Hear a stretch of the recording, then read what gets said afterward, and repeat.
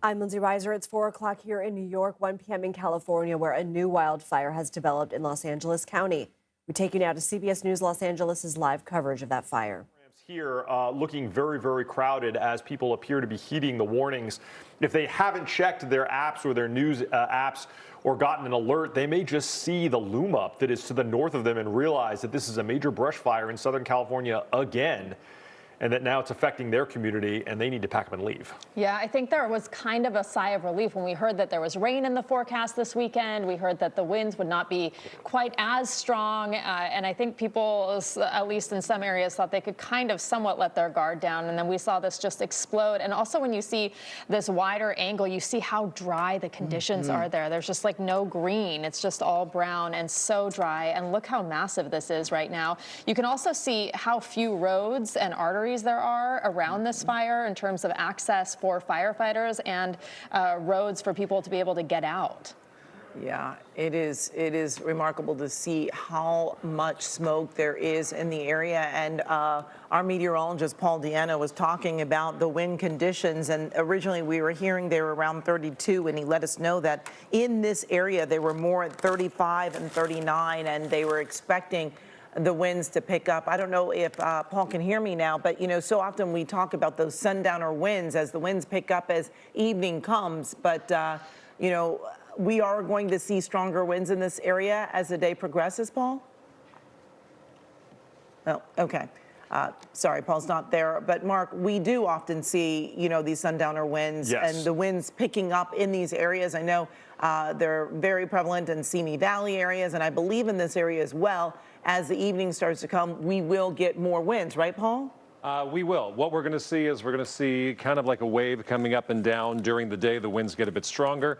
In the evening, the winds get a bit weaker. But the overall theme of this is going to be one of our windier spots.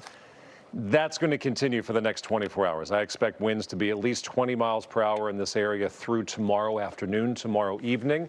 We kind of hit our peak of the winds for the day about an hour ago. We can switch over to our weather maps. If there's a very, very, very thin amount of good news with a fire that's spreading toward a populated area, it's that the winds were, in the last hour, up to about 40 miles per hour, and right now they're down to about 31 to 33 miles per hour. That said, that's about the speed through a neighborhood. Think about driving your car through a neighborhood. Maybe you're not moving terribly fast, but you're still moving at a pretty good rate. It's faster than you could ever go on a bicycle. So that's the speed that some of the smoke is moving. That's the speed that potentially some of the embers are moving. And that's the speed of wind that all these brave men and women who are flying the planes and helicopters are having to deal with as well. So the wind is not as bad as yesterday, certainly not as bad as last week or the week before, but it is bone dry air, and we are still looking at wind gusts right now anywhere from 31 to 33 miles per hour. Specifically zooming into Castaic Lake, temperatures around 70. It's a warm day out there. Even in the mountains, it's about 70 degrees, and the winds are pushing the fire to the south and west. That's why when we have a fire burning in an area where there aren't many people living, but downwind of there, we have significant communities. You can see the neighborhoods right there, and then just to the west of the 5 and right along the 5, just to the south of the lake, a lot of neighborhoods there. And that's the direction that the wind is pushing this fire right now. I'm going to step off screen and show you our downtown Los Angeles camera, because a number of people may be familiarizing themselves with this fire because of the smoke plume that you can see. And we have gone almost completely cloudy over the Hollywood Hills and points to the west in western LA County and eastern Ventura County, because that smoke plume is pushing the smoke over places like Camarillo, over places like Agora Hills, probably stretching now all the way out toward Malibu. So even if you're 40, 50, 60 miles away from this fire, you are being impacted by it, because now it looks like a cloudy day. Those aren't clouds, that's smoke. Now, we've talked about how dry it is. For November, we averaged about an inch of rainfall, about 1/5 of that. December, we barely got nothing, and in January, we have received nothing. So we are talking about the driest start to a winter that we have ever had. We've had 2/100ths of an inch of rain from the 1st of December through today. It's the 22nd. So we're talking about 53 days. We've had 1/50th of 1 inch of rainfall. That is not much. So we combine the dry conditions with the very dry and very low relative humidity. I'll switch over to that map now. Look at these relative humidity numbers. This is drier than Phoenix. Phoenix is not as dry as we are right here. Chino, 4% relative humidity. Santa Clarita, 7% relative humidity. Burbank, 8% relative humidity. And downtown Los Angeles, 9% relative humidity. So we are talking about very dry air. The ground is completely parched. And I'll switch back over to our wind map. The final piece of the puzzle here would be the 30 to 33 mile per hour winds that are blowing. It's kind of a 1, 2, 3 punch, or maybe 4 or 5, how many weather elements you want to throw in there. None of them are favorable for fighting a fire. All of them make this that much harder. Back to you. All right, Paul, thank you. And if you're just joining us in the 1 o'clock hour, we are continuing to follow breaking news. What you're looking at is the Hughes Fire that broke out at 10:42 this morning. We are learning that this fire has now grown to 5,000 acres.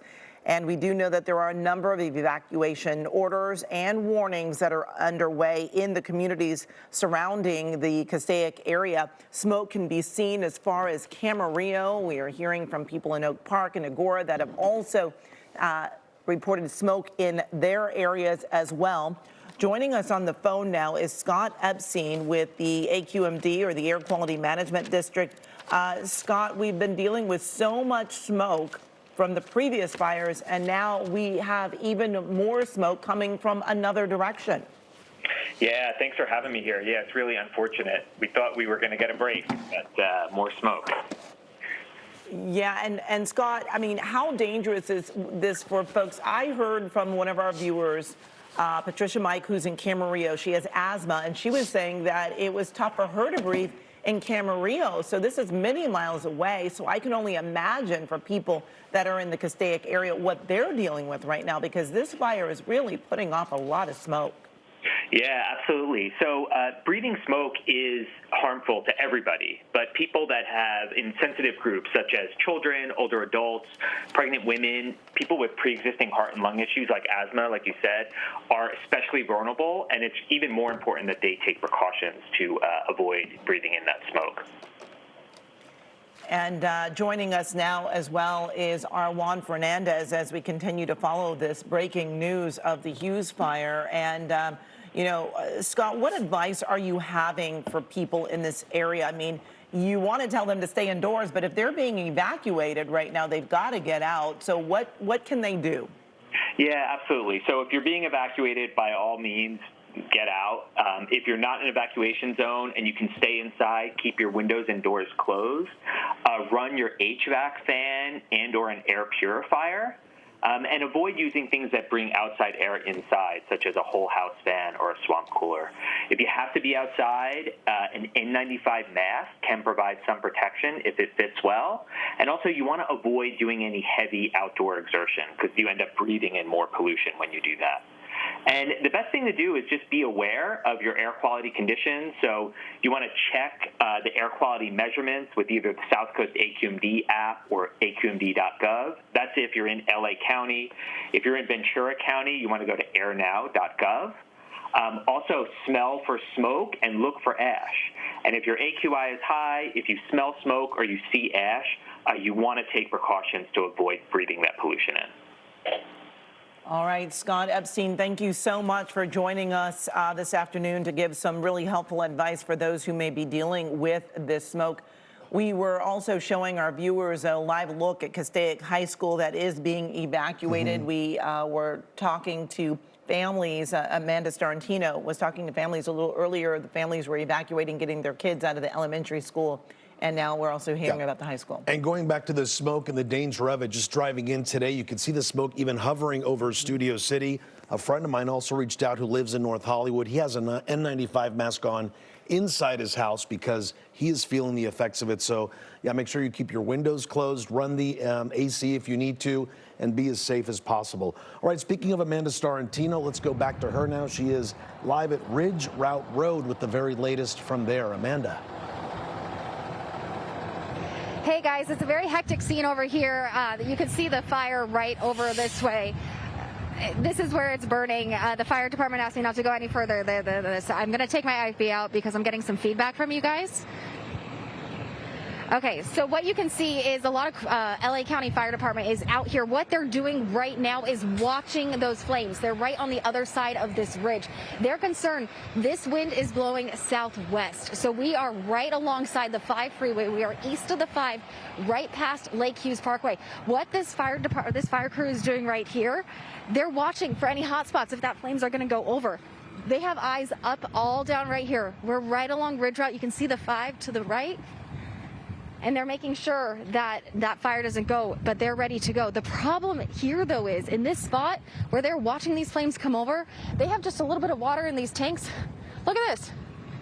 Massive tank right here. It has no water. It's under construction. So that's what they're very concerned about right now, that this thing has no water for them to fight that fire. So they are relying on airdropping, water dropping aircraft at this point. But all these guys out here, they all have eyes on those flames, making sure this ridge line is staying clear. But that fire is back behind us, east of us right now. But the concern is, Suzanne, if you can turn around, you can see if that fire goes, there's all this hillside that is all dry with a lot of brush, and we can see all those homes right across the 5 freeway. So we're crossing Ridge Route Road right now, and this is just past the fire, but you can see right over here all these homes in this area, which have been, they are under an evacuation order, but these guys keeping an eye if those flames go over, because the 5 freeway is right here, and that could cause a lot of problems because you can see just how much vegetation and brush is across there. So right across from me, if we go down this way, this is going to be going on the 5 south, going this direction. This is which way the wind is blowing by how you can tell in my hair blowing with the wind. So we're talking about these neighborhoods all right here. Lakeview, we got Lakeview over there. We have Hillcrest. We have Hasley Canyon. That's the direction this fire is going. You are under an order and you need to go in the Castaic Lake area as well. All those schools have been evacuated. So that is some good news there, that all those kids are out of there. We just came from the Castaic Recreation area.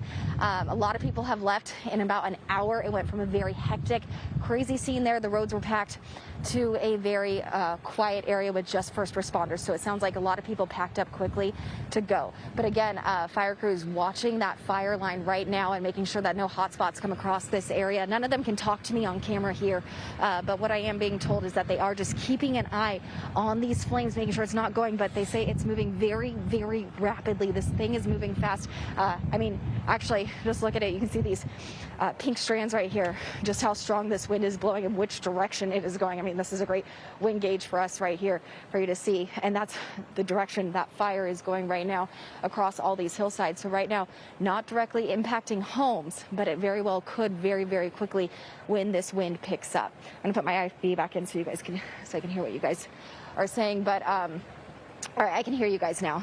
All right, Amanda, it looks like, we have these units here. They're kind of staged right now, looking to see where the fire is headed next. And the good news is, too, is that a lot of these units were pre-stationed, right, Amy, overnight, knowing that these fires would be happening. And I think we lost communications with Amanda. Is that right? Yeah. Oh, no, I'm still here. I can hear you. Okay, great. And the good thing, though, Amanda, is that while that tank may be under construction, they've got Castaic Lake. They have water resources that they are using, because there are a number of aircraft out there. I believe it was something like maybe 6 or 7 helicopters and 8 fixed wings, I believe. Really, so many resources were in the area because of the other fires. Did the firefighter want to say something to you, Amanda? Are you in a bad situation now? Nope.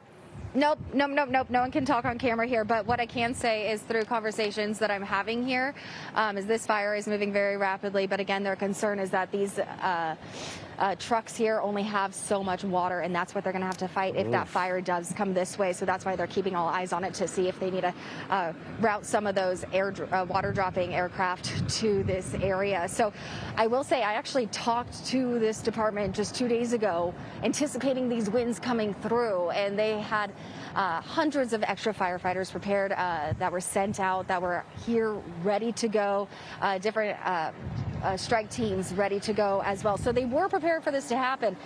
We have been thinking this would probably happen with the winds that we have seen. It's surprising to see that this area has been spared until this time.